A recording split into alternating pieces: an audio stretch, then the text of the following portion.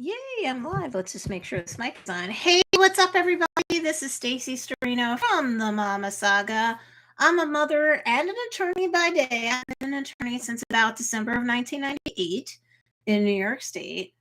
And by night, I record videos for my editor to edit so I can get at least a couple of pre-edited videos up here every week, talking about Marvel Comics, Disney Plus, MCU or Marvel Cinematic Universe stuff. We love it. So we're doing videos here and live streaming replays this week.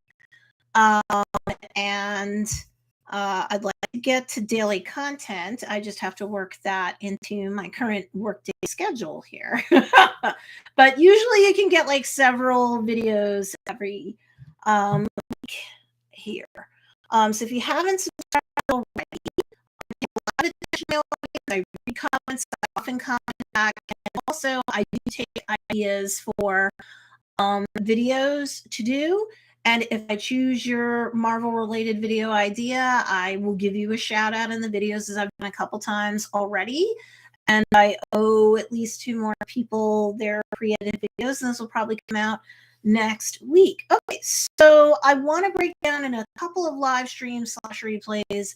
I'll do one for each topic. Information that came out because of this past weekend, San Diego Comic-Con 2022. I would have put stuff out sooner, but work's been kind of crazy busy. So I do want to share a couple of things. Oh, by the way, if you didn't know, they dropped a 3rd trailer today. It's a quick little featurette. It's still a bit of a trailer, and we do see new things. It's called I'm a Hulk. So if you want to look that up on YouTube and check it out, it's at the Marvel Entertainment channel that is almost at 20 million subs. Good for them. It's true, she's a Hulk. And they talk about a couple of things in that trailer that I think I'll break down in a separate quick video. But I do love how Kevin Feige in the 3rd trailer that's dropped now has indicated that he enjoys the fact that they're smashing up something that is a typical Marvel or MCU or Disney Plus sort of thing with something that we've not seen before, which is like a courtroom series, whether it's a tongue-in-cheek courtroom series or not. And they're interested in having this series continue. I think that you'll get a season 2 as long as the season performs well. This is going to be, it's been confirmed at Comic-Con that, and word's been out on this for a while, Wednesday, August 17th will be when the first episode of Disney Plus's She-Hulk Attorney at Law is going to drop. It's 9 episodes in all. They're only dropping episode 1 on Wednesday. We're not getting like 2 or 3 of them at a time. The 9 episodes actually matches the lower length of WandaVision. I have a whole playlist I have done for Miss Marvel, and that was only 6 episodes. So this is longer, but the longest, in terms of number of episodes, will drop on Disney Plus is going to be in a couple of years because they're doing 18 episodes in the Daredevil Born Again series. So I did link, I'll do it on the replay too in the show notes down below. I linked the playlist for the couple of videos I've done so far on She-Hulk. I also have a couple of videos from that playlist for you to consider. One is where does She-Hulk work? Because I talk about the firm that She-Hulk works for in the comic book saga. She used to work for one firm, then she went to go work at another firm. She's had a presence in New York, California. I believe the mini-series is going to be out in California. But Holden Holloway, there's like a whole backstory to that character and one of his relatives, and like She-Hulk starts her employment at that firm with Holloway, and it looks like her career is going to go one way, and then things start to develop and they go quite a different way. And I give you my theories once I break down the comic book saga where She-Hulk works. I give you my theories in terms of how that might end up playing out in at least season 1 of She-Hulk Attorney at Law. So I don't want to talk about that here. As you know, Tatiana Maslany is Jennifer Walters, aka She-Hulk. I will say another video that I did was more why the She-Hulk series is an upgrade. I just did that one the other day. It was published. I like how the trailers and any sort of footage that we've seen about She-Hulk Attorney at Law up till now, episode 1 again is dropping August 17th. I like how empowered they've made her. I really appreciate that. I think that it's good not to just show off She-Hulk as a piece of like comic book cheesecake.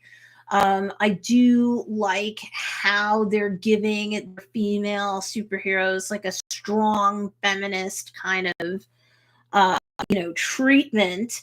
Because years ago, the original version of the She-Hulk comics, they ran it once. It didn't work out so great.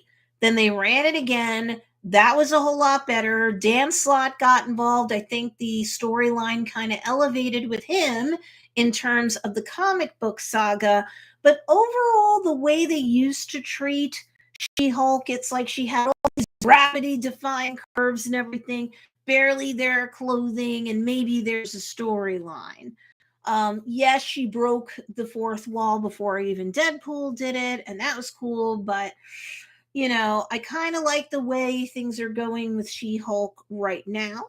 As a female and a straight female reading those comics, I was just like, oh my dear, the things that they would do with her. So the showrunner for She-Hulk Attorney at Law, Jessica Gale, has been quoted as saying, and I want to share this in connection with what happened at Comic-Con. She said of She-Hulk, I really wanted her to have a well-rounded life. I didn't want to just have a show that was talking about superhero stuff only. She's a person first, Jennifer Walters is, and then she had superpowers dumped on top of her. But there's still a person under there who has to live a life. Really, that's the crux of the show. The person that's underneath all like that. Of course, we've got Benedict Wong that's going to be in there. Wong for every single Marvel property that comes out from now on. He's back there as Wong himself. Let's see. And of course, if you saw Shang-Chi and the Ten Rings, you saw Wong fighting with Abomination, and I think we're going to get the backstory of that unpacked in at least one, if not more, of the episodes in the series. In trailer 2 for She-Hulk, you can see that Wong's talking to her about her duties and responsibilities, and that she should work with him and stuff.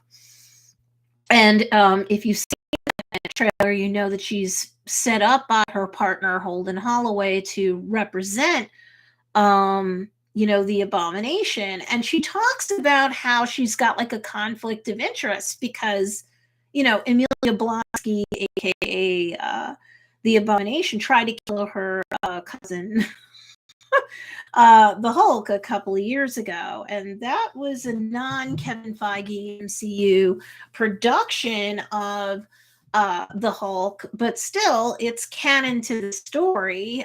It's canon to the MCU now, the way Jeff Walters refers to the whole incident of the two of them fighting and tearing up the city block by block. And yeah, the Abomination is her cousin, so she's like, I don't think I can represent him. Mark Ruffalo comes back as Smart Hulk or Professor Hulk in the series. Tim Roth he reprises his role as Emil Yablonsky, the Abomination. And then you have Ginger Gorzaga, who plays She-Hulk's best friend, Nikki. So that's really cool. I will tell you, I did a video. It's going to come up tomorrow on my channel. That's pre-edited. My video editor's editing that up for me now. And I talk about how Jennifer Walters brings up that potential conflict of interest that she has because Emilia Blonsky, the Abomination, tried to kill her cousin Bruce a couple of years ago. Now, I'm not sure about the facts and circumstances of the case or the claim that she has to defend Emil's interests for. But I do talk about in that video that should be dropping tomorrow, the 28th, I will, because I'm a lawyer, I'll unpack what a conflict of interest is, how American jurisprudence handles it in terms of ethical canons, what an attorney is supposed to do, and the fact that her boss seemed very nonchalant about the potential of a conflict of interest may or may not be something. So you definitely want to make sure you subscribe to my channel. You definitely want to make sure that you watch that video, because I'll show you why that may or may not be a bit of a sticking point for Jennifer in at least the episode proper where she's meeting with Emil. And I guess she has to defend his interests. If the Hulk isn't part of it, part of that case or claim, that's one thing. If he is, it's another. So, and then how does she handle it? And is her boss being shady because he's like, yeah, that's not a problem? It may or may not be. So look out for tomorrow's episode on that. It should be called, let's see how we titled it.